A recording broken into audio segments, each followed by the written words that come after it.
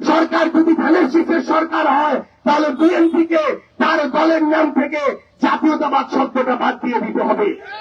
BNP slogan দেয় সবার আগে বাংলাদেশ, এটা পরিবর্তন করে স্লোগান দিতে হবে সবার আগে বিএনপি।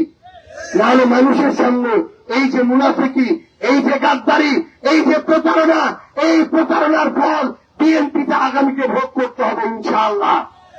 স্বরাষ্ট্রমন্ত্রীকে নিয়ে একটা কথা বলে শেষ করব। স্বরাষ্ট্রমন্ত্রী বলছে এই গণভোট নাকি অসাংবিধানিক, এই গণভোট নাকি অবৈধ।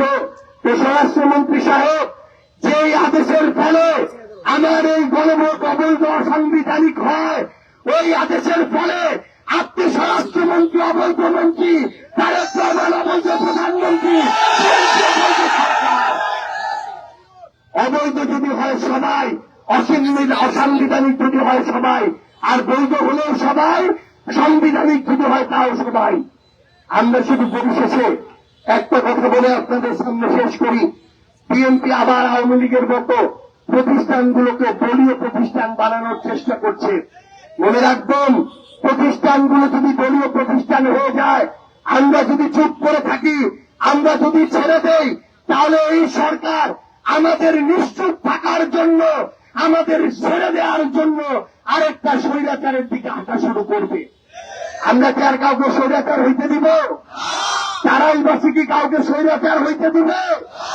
সে কারণে আমরা আমাদের একজন জুলাইয়ের সহযোদ্ধা, একজন আলেম, একজন আইনে পারদর্শী ব্যক্তি, একজন ইনসাফের দফলরাকু সহযোদ্ধা আমাদের ইকরাম ভাইকে আমরা এখানে প্রার্থী দিয়েছি।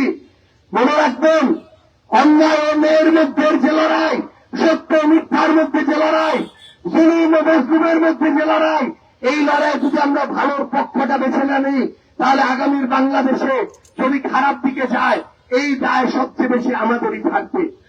এই জন্য আপনাদের কাছে অনুরোধ, আমরা আমাদের ভাইকে আপনাদের হাতে তুলে দিয়ে গেলাম। আমাদের ভাইয়ের সাথে আপনারা থাকবেন। কোনদিন যদি তিনি ইনসাফের পথ থেকে সরে যান, তার বিরুদ্ধে ব্যবস্থা নেওয়ার জন্য আমরাই যথেষ্ট থাকবো ইনশাআল্লাহ। আপনারা সবাই ভালো থাকবেন, আমাদের জন্য দোয়া করবেন। আমরা জীবনের শেষ রক্তবিন্দু দিয়ে আপনাদের এই ইনসাফের আস্থার প্রতিদান দেওয়ার চেষ্টা করবো ইনশাআল্লাহ। ইনকিলাব জিন্দাবাদ, জাতীয় নাগরিক পার্টি জিন্দাবাদ।